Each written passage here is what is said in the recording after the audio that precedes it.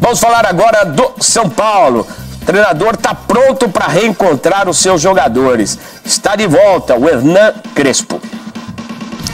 Nesta quinta-feira, lá no CT da Barra Funda, Hernan Crespo fará o seu primeiro contato com todo o elenco são paulino na reapresentação do grupo após o período de férias por conta da Copa do Mundo de Clubes da FIFA.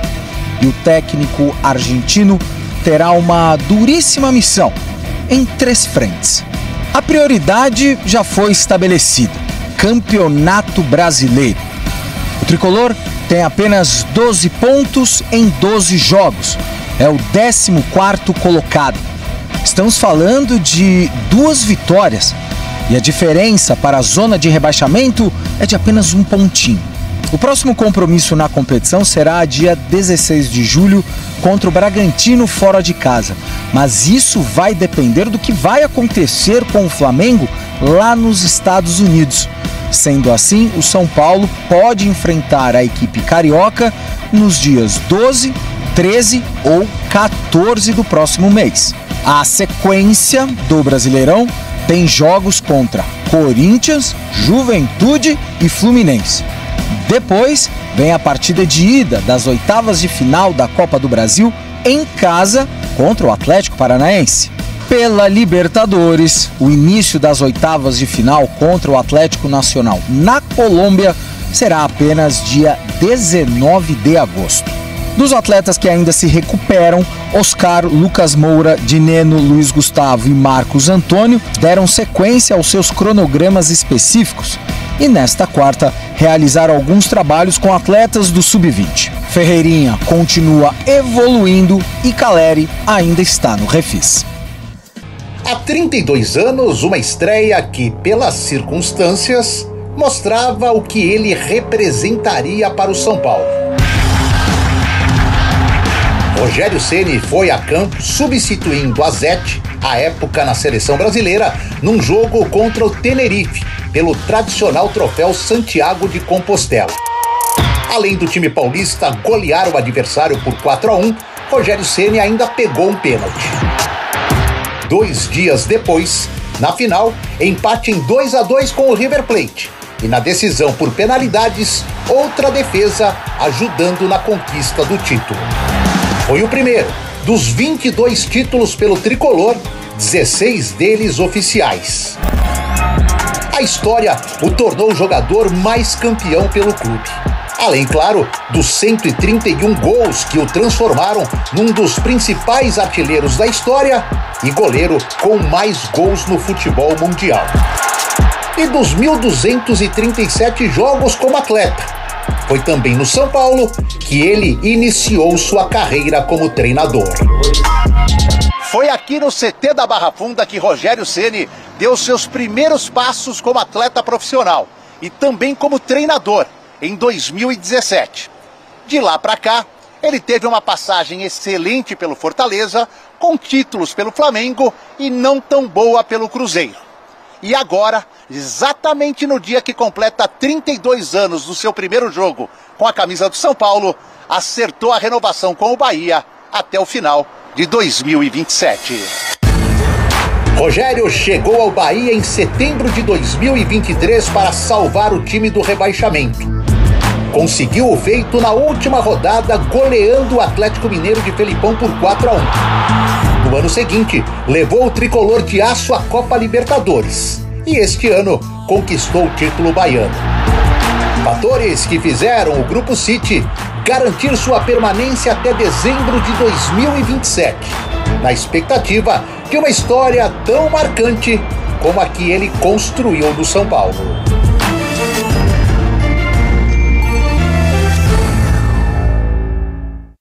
Muito bem, seu Elton Serra, me parece o Grupo City mais uma vez mostrando ali a visão de longo prazo, profissionalismo, que não interessa como vai ser na Sul-Americana, não interessa exatamente o desempenho no Campeonato Brasileiro, se perder 3 seguidas. E fala, não, o Rogério Ceni é a nossa opção técnica, ele é o cara que vai comandar o time até 2027. Surpreende para você essa renovação aí no meio do ano? Nem um pouco, né? Inclusive trouxemos essa informação 19 de maio, né? Mais de um mês que essa renovação aconteceria por 2 anos, como foi concretizada nessa quarta-feira, Edu. Não me surpreende nem um pouco, porque o Grupo City ele busca, né, isso para os seus clubes.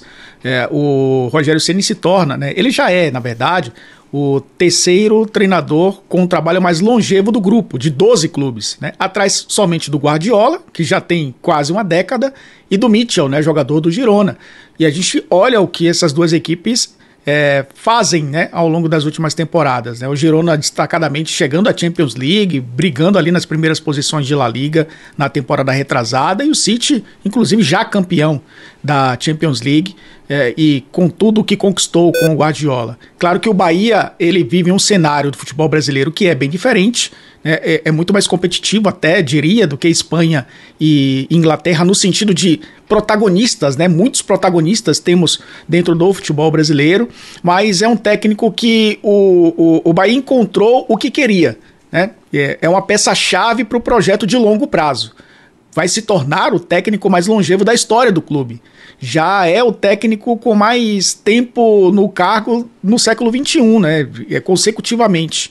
E o trabalho dele tem sido um trabalho realmente de construção, de identidade e de resultados agora, né? Levando o time para a Libertadores, levando a equipe também, né, às primeiras posições do Campeonato Brasileiro já há 2 temporadas, nessa temporada inclusive ali nas primeiras posições. Tem a Copa Sul-Americana agora como um dos favoritos para mim, até nesse mata-mata, para chegar à decisão, e tendo tranquilidade e respaldo de um grupo para fazer o que ele gosta, Edu.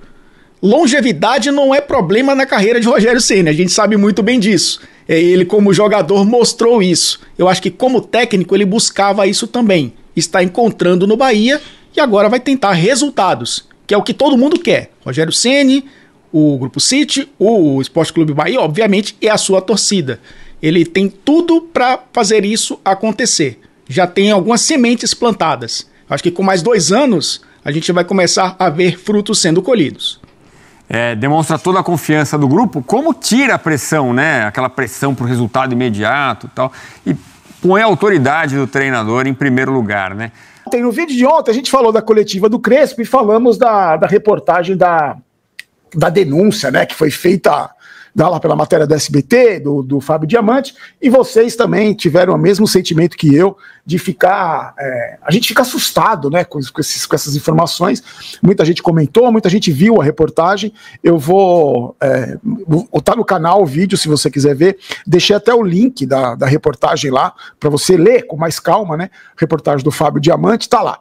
Então, ainda tá tudo sendo investigado, e hoje, olha só, gente, hoje, o portal de notícias UOL divulgou uma reportagem às 14h07. Olha o título da reportagem, vou passar para vocês.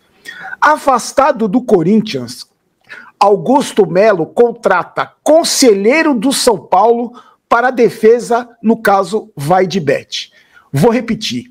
Afastado do Corinthians, Augusto Melo contrata conselheiro do São Paulo. Aí vem a reportagem. O Augusto Melo, afastado do Corinthians desde o dia 26 de maio, contratou um profissional, ou seja, um advogado, para trabalhar na defesa dele. Sabe quem é o advogado? O nome dele é Márcio Sayeg, que trabalha no escritório Rasson Sayeg. Ele exerce o cargo de diretor e primeiro secretário do Conselho Deliberativo do São Paulo. É isso mesmo que você ouviu. O presidente atual, ex-presidente do Corinthians, Augusto Melo, contratou o primeiro secretário do Conselho Deliberativo do São Paulo para defendê-lo das acusações que estão sendo feitas em cima dele. Agora, a pergunta que eu faço para você é a seguinte: o conselheiro do São Paulo está defendendo, ajudando o Corinthians? É isso? Um conselheiro do São Paulo, que é primeiro secretário do Conselho Deliberativo, foi contratado para ajudar o Corinthians. Se você me perguntar, Barolo, tem alguma coisa ilegal nisso? Não, ilegal não tem. O cara trabalha para quem ele quiser. Só que agora eu me pergunto, não é um conflito de interesse isso? Quer dizer, eu sou conselheiro do São Paulo, mas eu vou ajudar a colocar ordem na casa do Corinthians? Bom, não me surpreende, né? Sinceramente não me surpreende, porque a gente sabe que no Conselho do São Paulo tem corintiano, tem palmeirense, tem santista. Mas não é muito louco isso, gente? O Augusto Melo contratou um conselheiro do São Paulo para trabalhar na defesa dele. Então vamos supor, o Augusto Melo é absolvido das acusações, ele volta para a presidência do Corinthians, vamos supor, tá? Aí o Corinthians é campeão brasileiro. Um conselheiro do São Paulo ajudou. Olha que legal, não é? Como a gente é bonzinho, né? Um conselheiro do São Paulo ajudou na reestruturação, ajudou a colocar o cara no cargo. Não é interessante isso? Eu queria saber a sua opinião. O que você acha disso? Assim, tão curioso isso. Porque, né? Vamos ajudar o Corinthians. Está numa situação complicada. Agora eu me pergunto, será que no Estatuto do São Paulo não tem nada que diga que o cara não pode trabalhar em outra instituição? Porque, sério, eu estou sem entender. Reportagem do UOL e tá aí a informação. Primeiro, além de tudo, o cara é diretor de futsal. Esse cara é diretor de futsal. Então... meus amigos, coisas que só acontecem no São Paulo. E aí, agora eu quero dizer o seguinte para vocês. Hoje surgiu a informação que o São Paulo está de olho, tentou de novo uma nova proposta para o Sassuolo para manter, para ampliar o período de empréstimo do querido Juan Tressoldi. O craque, o Maldini Juan Tressoldi. O São Paulo está insistindo com esse jogador. Eu não sei há quanto tempo já. Tenta o empréstimo, não vai. Porque é o seguinte, ele tinha que jogar um determinado número de jogos para o São Paulo ser obrigado a comprar por 25 milhões de reais. Ele não atingiu essa meta, até porque ele está machucado. Ele deve passar por um procedimento, muito provavelmente uma artroscopia, para ver se precisa operar o joelho. É desse jogador que o São Paulo está lutando desesperadamente para renovar o período de empréstimo. É esse jogador. Aí eu me pergunto, será que na base não tem nenhum jogador, pelo menos do mesmo nível desse Juan Tressoldi? Porque para mim, eu não sei quanto a vocês, não é um jogadorzinho normal, meia boca, não é um... Vocês acham que é um puta zagueiro, que é um zagueiro... Eu não acho. Para mim, eu acho que é um jogador medíocre, um jogador mediano, não é nada demais esse Juan Tressoldi. Só que aí, hoje, eu estava conversando com o Ramone da São Paulo Digital, ele me contou o seguinte, surgiu uma informação hoje, um burburinho aí, que o Rui Costa teria um grau de parentesco, seria cocunhado do empresário do Juan. Só que aí depois surgiu uma informação que não era, o parentesco não é com o empresário do Juan, é com o advogado do Juan. Seja como for, se for advogado, se for empresário, alguém ligado ao Juan, se for realmente parente do Rui Costa, não existe, de novo, gente, um conflito de interesses aí.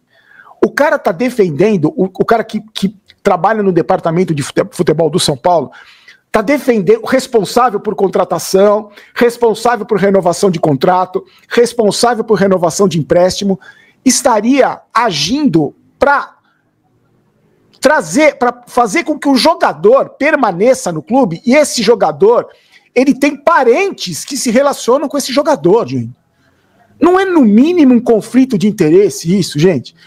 E outra coisa, eu faço uma pergunta para vocês, cara. Eu faço uma pergunta para vocês. Vamos supor que tem alguém na base que seja do mesmo nível do Juan. Será que, se ele fosse parente do Rui Costa, ele não estaria jogando já? Ou me pergunto, se o parente do Rui Costa não tivesse nada a ver com o Juan, não conhece, não é advogado, não é empresário, não é nada, será que o São Paulo estaria brigando tanto para continuar com esse Juan no elenco?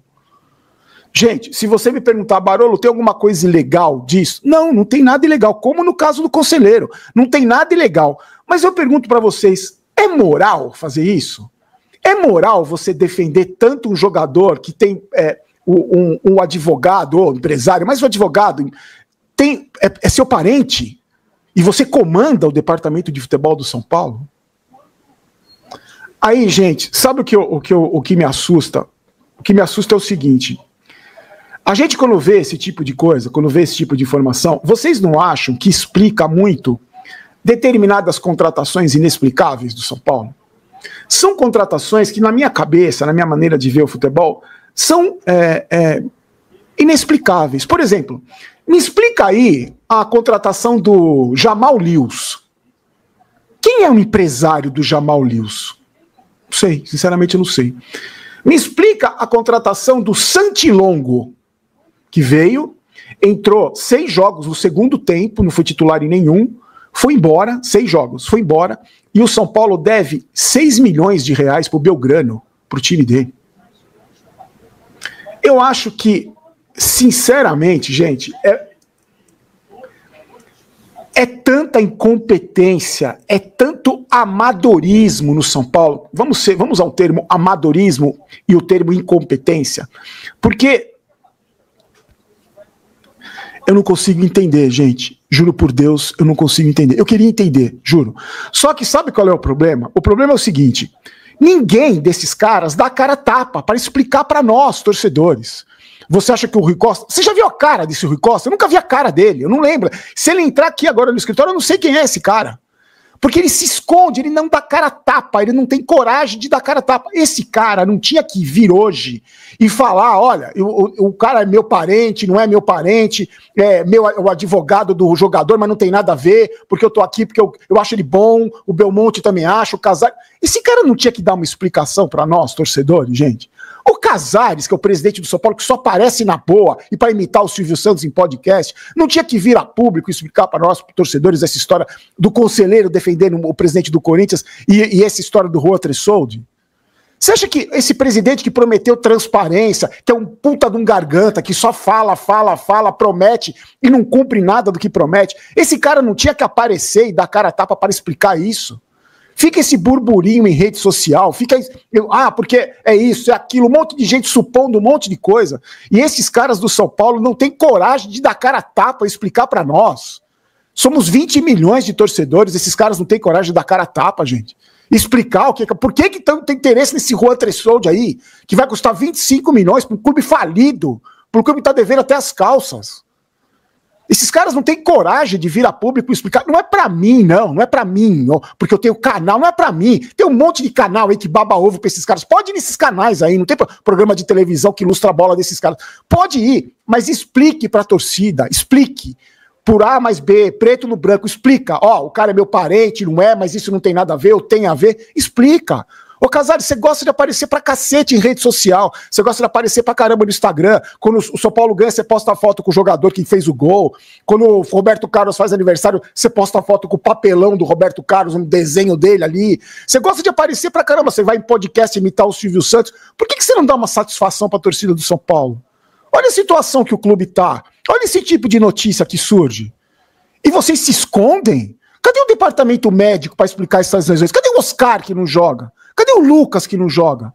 Onde é que tá essa gente para dar cara a tapa e se explicar? Eu fico indignado, gente, porque o que acontece? A gente tá... Eu falo por mim. Eu dou a cara a tapa aqui todo jogo. Sou xingado, ameaçado de morte, sou um monte de coisa. Aí a gente fala, ganhando ou perdendo, a gente tá aqui brigando pela instituição. E os caras que estão lá, que podem fazer alguma coisa efetivamente pelo bem do São Paulo, além de não fazerem nada, além de serem um bando de incompetentes, eles não têm coragem de dar cara a tapa e explicar para a torcida. Não tem coragem de explicar. Cadê esse Rui Costa? Você já viu uma entrevista coletiva desse Rui Costa? Você já viu esse cara explicando as contratações mais bizarras que o São Paulo faz? Com a chegada de Crespo e trio do São Paulo, ganha nova chance aí e guarda definição aí. Mudança, né? O São Paulo pode salvar nomes esquecidos. A mudança no comando técnico do São Paulo abre uma nova possibilidade para jogadores que vinham sendo pouco utilizados sob gestão de Luiz Beldia. Hernan Crespo, de volta ao clube, estuda recuperar atletas que o elenco não estava sendo muito utilizado, né? E promover ajustes pontuais. Entre os nomes que vivem essas expectativas estão do lateral direito aí, Mike, né? O volante, Luan e o meia aí, Rodriguinho. Os três perderam espaço recentemente, mas pode ganhar uma nova chance aí com a formulação introduzida por Crespo. Mas revelada pelo Tricolor, aparece como possível alternativa para o setor ofensivo, caso Fenerbahçe seja classificada definitivamente para a zaga. O jovem lateral pode ser, né, e ter minutos aí importantes durante a sequência da temporada. Rodrigo, por sua vez, aí, vinha sendo testado no time principal, iniciava um processo de reintegração sobre o Beldia, com o Crespo aí, que valoriza jogadores da base, né, e também aí, alguns jogadores com as características como posse, né, e chegada ofensiva. O meio pode se firmar como opção aí de criação. Já Luan, que estava nos planos antigos da comissão técnica, vive a chance de uma reviravolta. Com histórico de título aí no clube e apoio da torcida, o volante pode retomar espaço aí caso aproveite bem os treinos e se encaixe no esquema do novo treinador. Então, o pessoal, o Luiz Beldia já promovendo alguns jogadores, tentando reciclar, tentando aí adaptar alguns jogadores aí que ele já trabalhou e tem tido aí como bons olhos. Pessoal, nos apoia, pessoal, deixando aí seu feedback, seu like, e lembre-se de valorizar nosso trabalho aqui, deixando seu like, se inscreva no canal e ative o sininho para que você receba os novos vídeos com novidades e informações sempre atualizadas do time do coração.